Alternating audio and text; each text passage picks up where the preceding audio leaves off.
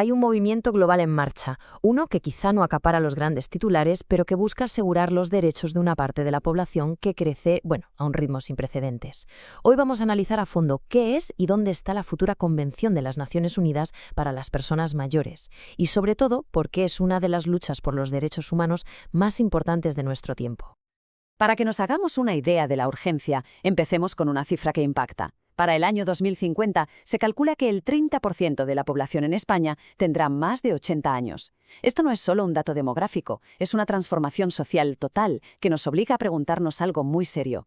¿Están nuestras leyes y nuestra sociedad realmente preparadas para garantizar los derechos de todo el mundo? Y claro, esta transformación nos planta delante una pregunta fundamental. Que la esperanza de vida sea cada vez mayor es una de las grandes conquistas sociales, sin duda. Pero, ¿se traduce eso en una vida con plena dignidad, con autonomía, con derechos?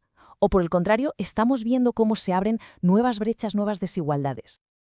Entonces, ¿cómo hemos llegado hasta aquí? Vamos a echar un vistazo al camino que ha impulsado toda esta lucha, porque esto no ha surgido de la nada. Ojo, que este debate no es de ayer. La lucha empezó hace ya más de una década. En 2012, la campaña mundial de HelpAge fue, la chispa que lo encendió todo. Solo un año después, en 2013, España se organizó y después de 10 años de insistir, de presionar, en 2023 la ONU por fin dio el paso decisivo, empezar a redactar el texto. De hecho, el trabajo técnico ya está en marcha en Ginebra. Pero, a ver, ¿qué problema de fondo busca resolver esta convención? Pues se podría resumir en una sola palabra: brechas, barreras sistemáticas a las que se enfrentan las personas mayores, cada día. Esa cita, que se escuchó en una de las jornadas sobre la Convención, me parece que captura la esencia del problema de una forma muy gráfica. Es que no hablamos de una única barrera, sino de un montón de ellas, que se cruzan y que acaban limitando la vida de la gente. El obstáculo principal tiene nombre: edadismo. Y no es solo la discriminación más obvia, sino también esos paternalismos sutiles, los que llaman microedadismos.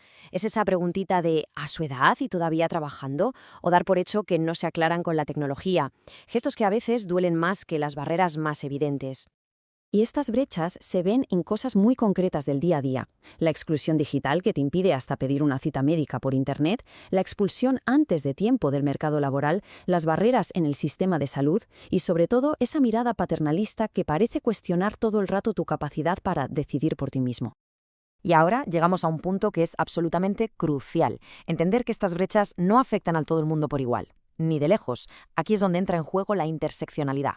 Para una mujer mayor o para una persona mayor con discapacidad, las discriminaciones no es que se sumen, es que se multiplican. Crea una situación de vulnerabilidad muchísimo más profunda.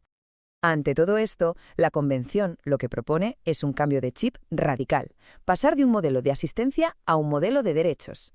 A ver si lo explico bien. Se trata de pasar de ese modelo asistencialista, que ve a las personas mayores como si fueran receptores pasivos de cuidados, a un enfoque basado en derechos, que las reconoce como lo que son: ciudadanas activas, con plena capacidad para decidir sobre su vida. Es, en el fondo, la diferencia entre la caridad y la justicia. Y aquí está el quid de la cuestión. Un enfoque de derechos transforma las buenas intenciones en obligaciones legales, en deberes. Ya no es una cuestión de si un gobierno quiere o no quiere actuar, es que tiene la obligación de garantizar esos derechos. Y lo más importante, se pueden reclamar ante la justicia. Pero este cambio de paradigma no surge de la nada, ¿eh? Se inspira en un modelo de éxito muy claro en la historia reciente de los derechos humanos. El movimiento por los derechos de las personas mayores se está inspirando directamente en la lucha que llevó a la Convención sobre los Derechos de las Personas con Discapacidad. Aquel fue un proceso que demostró que, cuando la sociedad civil se organiza y se alía con los gobiernos, se puede conseguir un cambio histórico.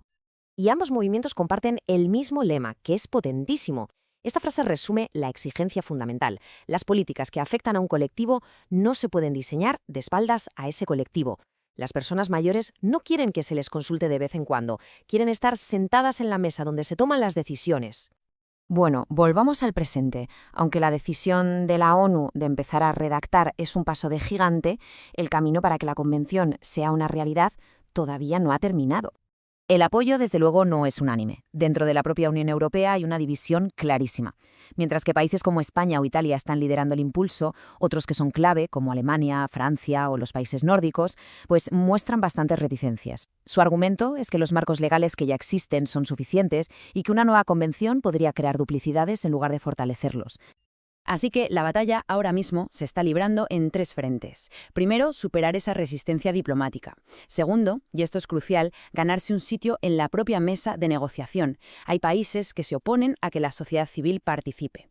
Y tercero, construir un movimiento social de base que sea fuerte, que presione desde abajo, para que la voz de las personas mayores se escuche alto y claro. Y con esto llegamos al punto clave, a la pregunta del millón en todo este proceso. Los gobiernos ya están trabajando en Ginebra, sí, pero la gran duda sigue en el aire. ¿Va a ser un proceso burocrático, solo entre diplomáticos, o se va a garantizar que el lema «nada sobre nosotros sin nosotros» se cumpla de verdad? La respuesta a esa pregunta va a determinar si la futura convención es solo un papel más o una herramienta real para cambiar vidas.